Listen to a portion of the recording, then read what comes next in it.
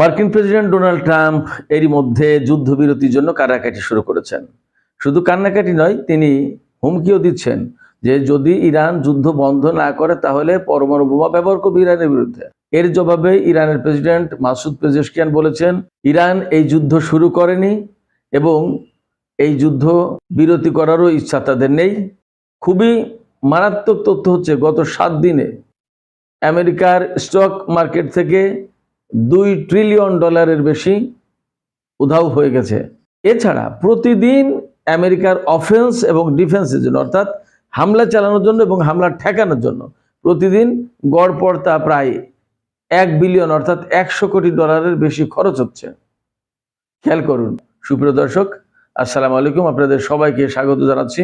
এখনকার আলোচনায় আপনাদের সঙ্গে রয়েছে আমি সিরাজুল ইসলাম। দর্শক, যদি ভিডিও ভালো লাগে, আলোচনা ভালো লাগে, তাহলে লাইক কমেন্ট শেয়ার করে সাথে থাকবেন আর চ্যানেলটি সাবস্ক্রাইব করে আরও অনেকের মাঝে ছড়িয়ে দিন। সুপ্রিয় দর্শক, চলুন কথা না বাড়িয়ে মূল আলোচনায় চলে যাই। এর ভিতরে আরও দারুণ খবর আছে। গালফ স্টেট অর্থাৎ কাতার, কুয়েত এবং সংযুক্ত আরব আমিরাত আমেরিকা থেকে তাদের টোটাল ইনভেস্টমেন্ট, যত বিনিয়োগ করা অর্থ আছে তা সব ফেরত আনার চিন্তা করছে। এরই মধ্যে ইউরোপের বাজারে জেট ফুয়েল, বিমান পরিচালনা করার জন্য যে সমস্ত তেল লাগে, জ্বালানি লাগে, তার দাম 70% বেড়ে গেছে। এছাড়া এভারেজ তেলের দাম বেড়েছে প্রায় 20 থেকে 50 ভাগ। গ্যাসের দামও একইভাবে বেড়েছে এবং আগামী 1 সপ্তাহের ভেতরে এ দাম একদম আকাশ ছুঁয়ে যাবে। আমি আরও কিছু খবর আপনাদেরকে জানিয়ে তারপরে আলোচনা শুরু করি। আরেকটি গুরুত্বপূর্ণ খবর হচ্ছে, ইসরায়েল তার সমস্ত বিমানের ফুয়েল ট্যাঙ্কার ভরে রেডি করছে যাতে ইরানের উপর হামলা চালানো যায়। এই খবর রাশিয়া জেনে রাশিয়া বলেছে, ইসরায়েল যদি ইরানের উপর এইভাবে ব্যাপকভাবে হামলা করে তাহলে রাশিয়া ইরানকে সমর্থন দেবে। সেই সমর্থনটা কোন মাত্রায় দেবে সেটা এখন ভাবার ব্যাপার। তবে মনে হচ্ছে যে প্রয়োজনে ইরানকে আরও প্রকাশ্য সমর্থন দিতে পারে রাশিয়া, এমনকি এই যুদ্ধে রাশিয়া সরাসরি জড়িয়েও যেতে পারে।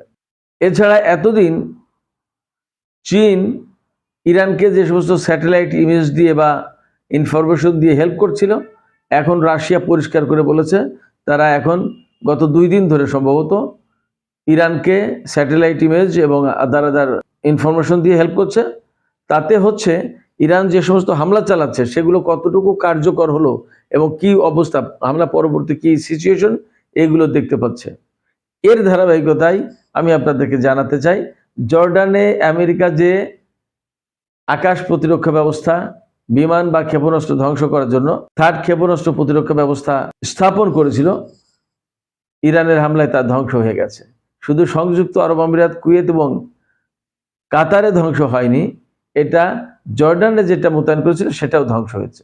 ইরান আশা করছে আগামী 1 সপ্তাহ পর্যন্ত তাদের এই হামলা তারা স্বাভাবিকভাবে অব্যাহত রাখবে এবং এর ভেতর দিয়ে 2টা কাজ করবে। একটা হচ্ছে আমেরিকার যত ক্ষেপণাস্ত্র প্রতিরক্ষা ব্যবস্থা, থার্ড বা পেট্রিয়ট এগুলো আছে সেগুলো ধ্বংস করে দেওয়ার চেষ্টা করবে এবং আরও যা করবে সেটা হচ্ছে যে ইরানের যে শাহেদ 136 কামিকাজে ড্রোন আছে, এই ড্রোন বেশি মারবে। ক্ষেপণাস্ত্র কম, ড্রোন বেশি।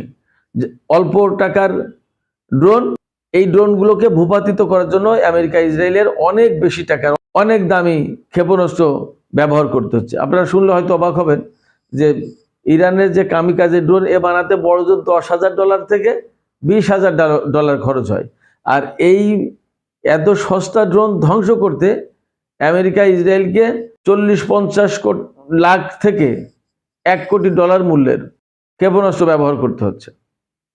এবং খুব আশঙ্কাজনক ব্যাপার হচ্ছে, এই সস্তা ড্রোন দিয়ে কিন্তু ইরান আমেরিকার আব্রাহাম লিঙ্কন রণতরীর উপর হামলা চালিয়েছে এবং তাতে কিন্তু আগুন ধরে গেছে এবং জাহাজটি, অর্থাৎ এই যে বিমানবাহী রণতরী আব্রাহাম লিঙ্কন, সেটা ইরানের উপকূল থেকে এখন অন্তত প্রায় 1300-1400 কিলোমিটার দূরে চলে গেছে, ভারত মহাসাগরের দক্ষিণ দিকে। আরও একটা খবর আমি আপনাদেরকে জানাই, কুয়েতে সবচেয়ে বড় যে বিমান ঘাঁটি আমেরিকার আলী আল সালেম বিমান ঘাঁটি, এই বিমান ঘাঁটিতে ভয়াবহ রকমের ক্ষেপণাস্ত্র এবং ড্রোন হামলা চালিয়েছে, এই যে আত্মঘাতী কামিকাজের যে ড্রোন 136 শাহেদ 136, এই ড্রোন দিয়ে হামলা চালিয়েছে এবং মারাত্মক রকমের ক্ষয়ক্ষতি হয়েছে।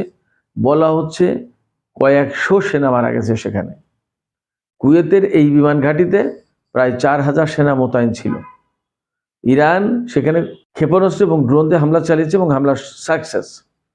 এর মানে দাঁড়াচ্ছে যে কুয়েতের আকাশ একদম উন্মুক্ত এখন ইরানি ক্ষেপণাস্ত্র, ড্রোন, বিমান সবকিছুর জন্য। ইরানের ড্রোন এবং ক্ষেপণাস্ত্র সে ওখান থেকে ভূপাতিত করতে পারছে না বা ফেলতে পারছে না। তাতে ইরান ইজিলি এই সমস্ত গুরুত্বপূর্ণ স্থাপনায় হামলা চালাতে পারছে। এবং বিভিন্ন সূত্র থেকে বলা হচ্ছে, বিশেষ করে এক্সে বিভিন্ন রকমের ভিডিও, ছবি টবি ঘুরে বেড়াচ্ছে যে আমেরিকার বহু সেনা মারা গেছে এবং তাদের কফিন পরিবহন বিমানে উঠানো হচ্ছে। সত্য মিথ্যা এখনই জানা যাচ্ছে না, তবে ঘটনা যে অনেক কিছু ঘটছে তা পরিষ্কার। তা না হলে এ পর্যন্ত ইরান আমেরিকার 20টির বেশি ঘাঁটিতে হামলা চালিয়েছে, আর ইসরায়েলের উপর হামলা তো চালাচ্ছেই, আমেরিকার যুদ্ধ জাহাজেও হামলা চালিয়েছে। তো এখন এই ঘাঁটিগুলো যদি ঠিক থাকতো, অক্ষত থাকতো, তাহলে ইরানকে এতক্ষণ তামা তামা করে ফেলার কথা ছিল। এই পরিস্থিতিতে ইরান আশা করছে তারা এইভাবে যুদ্ধটা আরো 1 সপ্তাহ চালিয়ে যাবে এবং তাতে আমেরিকা ও ইসরায়েলের তাদের যে ডিফেন্স সিস্টেম তার 50% ডাউন হয়ে যাবে, শেষ হয়ে যাবে, ধ্বংস হয়ে যাবে। এরপরে মোটামুটিভাবে ইসরায়েল এবং আমেরিকার যে সমস্ত ঘাঁটি বা যে এরিয়াতে আমেরিকার অবস্থান আছে সেই সব জায়গায় একদম ইজিলি বিনা বাধায় ইরান মোটামুটি বিমান হামলাও চালাতে পারে, ক্ষেপণাস্ত্র হামলা, ড্রোন হামলা তো চালাবেই। এর ভিতরে গুরুত্বপূর্ণ তথ্য হচ্ছে ইরান কিন্তু গতকাল থেকে, বৃহস্পতিবার থেকে নতুন প্রজন্মের ক্ষেপণাস্ত্র মোটামুটিভাবে বেশ বেশি মাত্রায় ব্যবহার করা শুরু করেছে। আর একটা তথ্য আমি আপনাদেরকে জানাই, ইরান প্রথম দিকে গড়পড়তা প্রতিদিন 140টা বা 150টা ক্ষেপণাস্ত্র নিক্ষেপ করত, কিন্তু এখন সেটা কমিয়ে 15-20টায় নামিয়ে এনেছে। ড্রোন হামলা বাড়িয়েছে, তার মূল কারণ হচ্ছে যে এখন তাদের হাতের পুরনো ক্ষেপণাস্ত্র টাস্ত্র হয়তো অনেক শেষ হয়ে যাচ্ছে। এখন নতুন প্রজন্মের ক্ষেপণাস্ত্র তা ব্যবহার করতে চাইছে না, এই কারণে যে তা ব্যবহার করলে হয়তো ইন্টারসেপ্ট করবে বা আরও কিছু ক্ষয়ক্ষতি হতে পারে। তার চেয়ে ড্রোন দিয়ে হামলা করবে, হামলা সফলও হচ্ছে। আবার ড্রোন ভূপাতিত, অনেক ড্রোন তো ভূপাতিত করতে তাদের ইন্টারসেপ্টর শেষ হয়ে যাবে ধীরে ধীরে। তখন ইরান ইজিলি বড় এবং নতুন প্রজন্মের হেভি ক্ষেপণাস্ত্রগুলো ব্যবহার করে শত্রুপক্ষকে একেবারে ঘায়েল করতে পারবে। পরিস্থিতি যেখানে যাচ্ছে তাতে আমেরিকা এবং অত্র অঞ্চলের অর্থনীতি মারাত্মকভাবে ঝুঁকির মুখে পড়ছে। অর্থনীতির কথা একটু পরে আসছি, আর একটা তথ্য আমি আপনাদেরকে দিই। আমি একটু আগেই বলেছি আমেরিকার অফেন্স এবং ডিফেন্সের জন্য, অর্থাৎ হামলা করার জন্য এবং হামলা ঠেকানোর জন্য প্রায় প্রতিদিন $1 বিলিয়ন বা $100 কোটি খরচ হয়ে যাচ্ছে। তাদের জাহাজ মেনটেন, সাবমেরিন মেনটেন, বিমানবাহী রণতরী মেনটেন, বিমান মেনটেন, জ্বালানি, এত এত রেডার সিস্টেম, প্রতিরক্ষা ব্যবস্থা, তারপরে বিভিন্ন রকমের গোয়েন্দা বিমান, তাদের জ্যামিং সিস্টেম, তারপরে ইলেকট্রনিক ওয়ারফেয়ার সিস্টেম, ঘাঁটিগুলো মেনটেন করা, তারপরে আহত সেনাদের চিকিৎসা দেওয়া, তাদের খাবার দাবার, প্রায় 40-50-60 হাজার সেনা অত্র অঞ্চলে মোতায়েন আছে। তো সব কিছু মিলে ব্যাপক একটা অর্থবিত্ত তাদের পেছনে খরচ হচ্ছে। তাতে বলা হচ্ছে যে প্রতিদিন মার্কিন বাহিনীর অফেন্স এবং ডিফেন্সের জন্য প্রতিদিন $100 কোটি খরচ হচ্ছে। তার মানে গত এই কয়দিনে কত ডলার খরচ হয়ে গেছে আপনি ভাবেন। প্রতিদিন যদি $100 কোটি করে খরচ হয় তাহলে 7 দিনে $700 কোটি বা $600 কোটি চলে গেছে। আর ক্ষয়ক্ষতি অন্যান্য তো আছে। এই অবস্থায় আমেরিকার অস্ত্র ভাণ্ডারে কিন্তু ইতিমধ্যে ঘাটতি দেখা দিয়েছে এবং তাদের আর্মস রিস্টক করার জন্য, তাদের ভাণ্ডার পূর্ণ করার জন্য পেন্টাগন মানে মার্কিন যুদ্ধ মন্ত্রণালয়, যেটা পেন্টাগন, সেই যুদ্ধ মন্ত্রণালয় $50 বিলিয়ন ঋণ চেয়েছে। তার মানে $50 বিলিয়ন মানে $5,000 কোটি ঋণ চেয়েছে। 5,000 কোটি টাকা না, $5,000 কোটি। প্রথম যে আলাপ দিয়ে শুরু করেছিলাম আজকের আলোচনা, সেটা হচ্ছে যে ডোনাল্ড ট্রাম্প যুদ্ধবিরতির জন্য প্রচেষ্টা চালাচ্ছে। বিশেষ করে ইউরোপের হয়তো কিছু কিছু দেশ প্রচেষ্টা চালাচ্ছে এবং তারা কোনো না কোনো চ্যানেলে ইরানের কাছে এই মেসেজ পাঠিয়েছে যে তারা যুদ্ধবিরতি চায়। এখন ইরানের প্রেসিডেন্ট সেই জায়গা থেকে বলেছে যে যুদ্ধবিরতির প্রশ্ন তো আমাদের পক্ষ থেকে না, যারা যুদ্ধ শুরু করেছে তাদের কাছে গিয়ে বলো।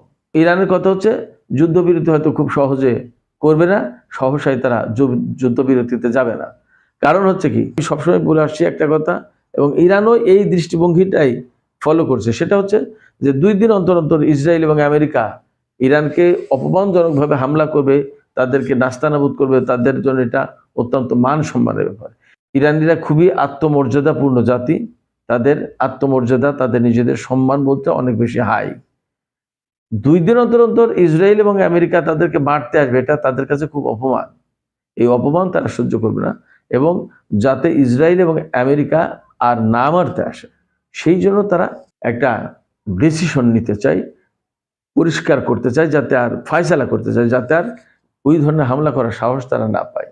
এখন দেখা যাক কি অবস্থা দাঁড়ায়।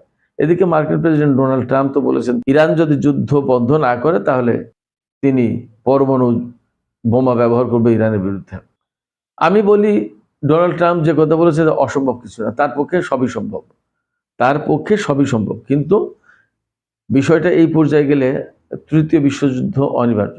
এবং যতদূর খবর পাওয়া যাচ্ছে, ইরান বলেছে সম্ভবত যে তারা পরমাণু কর্মকাণ্ড আরো বাড়িয়েছে, অর্থাৎ যে পরিমাণে, যে মাত্রায় ইউরেনিয়াম সমৃদ্ধ করা হচ্ছিল তার মাত্রা বা পরিমাণ বাড়িয়েছে, এবং এর ভেতরেই এখন বাদ বাকিটা মনে হয় আমরা বুঝে নিতে পারি যে ইরানের এই তৎপরতার মানে কি।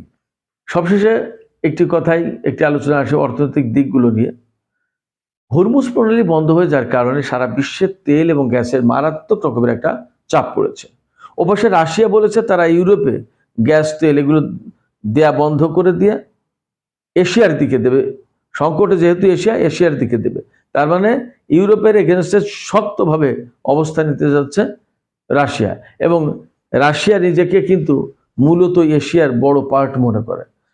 ইউরোপ তাকে তো সেভাবে মূল্যায়ন করে না, ফলে এশিয়ার সাথেই তার সম্পর্কটা গড়ে তোলার চেষ্টা করছে। এবং এশিয়ার প্রধান তার মিত্র ইরান, রাশিয়া, উত্তর কোরিয়া, ভারত, এসব দেশ হলো তার খুবই গুরুত্বপূর্ণ মিত্র।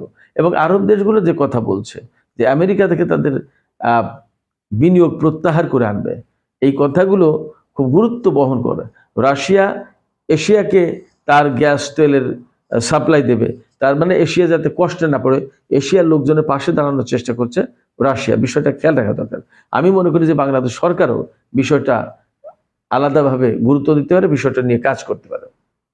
আর হরমুজ প্রণালী বন্ধ হয়ে যাওয়ার কারণে শুধুমাত্র ইরান বলেছে যে চীনের জাহাজ এদিক দিয়ে চলাচল করতে পারবে, আর কারো জাহাজ চলতে পারবে না। এবং এরই মধ্যে আমেরিকার একটি তেলবাহী জাহাজে ইরান হামলা চালিয়েছে এবং সেই জাহাজ জ্বলছে। তো হরমুজ প্রণালী বন্ধ হয়ে যাওয়ার কারণে যে সারা বিশ্বে যে অর্থনৈতিক সংকট, তেলের দাম, গ্যাসের দাম বেড়ে যাচ্ছে, আদার আদার পণ্য চলাচল করছে না। এমনকি আমাদের বাংলাদেশ থেকে যে মধ্যপ্রাচ্যের দেশগুলোতে যে সবজি যেত বাংলাদেশিদের জন্য, সেই সবজিও যেতে পারছে না, বিকজ বিমান চলাচল বন্ধ। তার মানে সেই পুরো বিশ্বের অর্থনীতি মারাত্মকভাবে কোলাপস করেছে। আমি বহুদিন আগে থেকে বলে আসছি, মধ্যপ্রাচ্য হচ্ছে বিশ্ব রাজনীতির কেন্দ্রবিন্দু, আর ইরান হচ্ছে মধ্যপ্রাচ্যের কেন্দ্রবিন্দু।